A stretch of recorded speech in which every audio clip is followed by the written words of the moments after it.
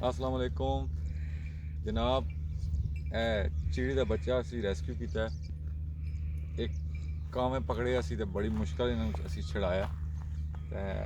हूँ इंजर्ड होया, थोड़ा जख्मी होया, पैर तो सही उड़ नहीं सकता।